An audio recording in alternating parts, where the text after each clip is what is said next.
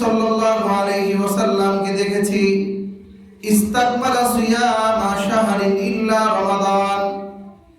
রাসূল করিম সাল্লাল্লাহু আলাইহি ওয়াসাল্লাম রমজানুল মুবারক মাস ব্যতীত পুরা মাস কখনো রোজা রাখেননি। তাহলে একমাত্র পুরা মাস নবীজি রোজা রেখেছেন কোন মাসে বলেন? রমজানুল মুবারক মাসে। ওয়া রাআইতুহু আকসারা সিয়ামান মিনহু ফি শাবান।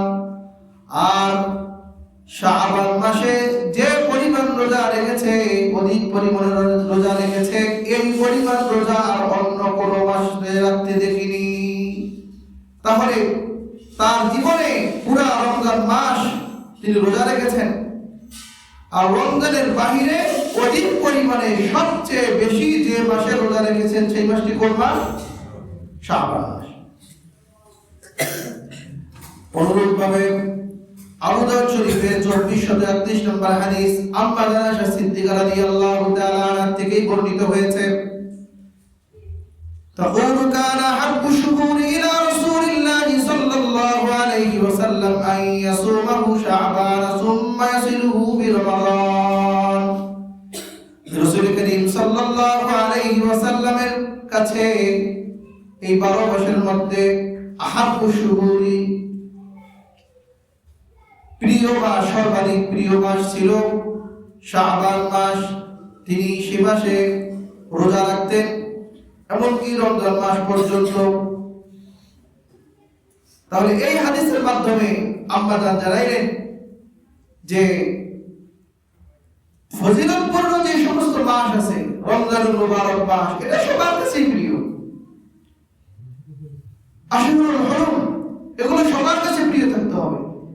কিন্তু এছাড়াও যেগুলো সাধারণ মাস, এই মাসগুলোর মধ্যে আহাব্বু শুহুরি ইলাল্লাহ ইলা রাসূলিল্লাহ সাল্লাল্লাহু আলাইহি সাল্লাম, যে রাসূলুল্লাহর কাছে সর্বাধিক প্রিয় মাস ছিল শাবান মাস। এখন কথা হলো যে রাসূল করিম সাল্লাল্লাহু আলাইহি সাল্লাম এই মাসটিকে কেন এত বেশি ভালোবেসেছেন, এই মাসে কেন তিনি অধিক পরিমাণে রোজা রেখেছেন, যে এর কারণে তিনি বর্ণনা করেছেন। এই কারণটি বর্ণনা হয়েছে হযরত উসামা বিন যায়েদ রাদিয়াল্লাহু তাআলা আনহু হাদিসের মাধ্যমে। উসামা তিনি নবীজির নাতি, পালক পুত্র যায়েদ, তার পুত্র উসামা রাদিয়াল্লাহু তাআলা। তিনি বর্ণনা করেন আন উসামা বিন যায়েদ রাদিয়াল্লাহু তাআলা আনহু قال قلت يا رسول الله لم أرك تصوم شهرا من الشهور ما تصوم من شعبان। হে আল্লাহর রাসূল, আপনাকে আমি এই রমজানুল মুবারক মাসে অধিক পরিমাণে রোজা রাখতে দেখি, যা অন্য কোনো মাসে রোজা রাখতে দেখি না। নবীজি সাল্লাল্লাহু আলাইহি ওয়াসাল্লাম বলেন, قال ذلك شهر يغفل الناس عنه يعني بين رجب ورمضان।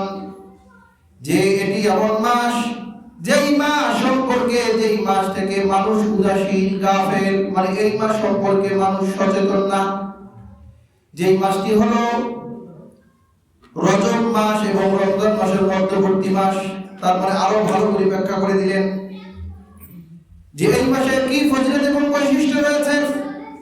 নবীজি বলেন, ওয়া হুয়া শাহরুন তুরফাউ ফীহিল আমালু ইলা রাব্বিল আলামিন, যে এটি এমন মাস, যেই মাসে মানুষের আমল সমূহকে রব্বুল আলামিনের নিকটে উত্তোলন করা হয়, নিয়ে যাওয়া হয়।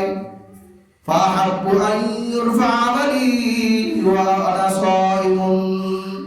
সুতরাং আমি এই বিষয়ে পছন্দ করি, ভালোবাসি যে আমার আমলটা এমন অবস্থায় উঠানো হোক যেই অবস্থায় আমি রোজাদার। এই হাদিসটি নাসাই শরীফ, মুসনাদ আহমদ, মুসান্নাফ ইবনে আবি শাইবা সমস্ত কিতাবে বর্ণিত হয়েছে।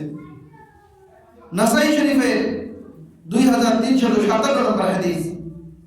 তো এই হাদিসের মাঝে নবীজি স্পষ্টভাবে বর্ণনা করলেন যে শাবান মাসের মর্যাদা কেন অন্য সাধারণ মাসের চাইতে বেশি। এক নম্বর বর্ণনা করলেন যে এই মাসে মানুষের আমল সমূহকে উঠানো হয়। তাহলে এখানে একটি প্রশ্ন আসবে যে আমরা যে আমল করি এই আমলগুলো তো প্রতিনিয়ত আল্লাহ তাআলার কাছে উঠে। এ সম্পর্কে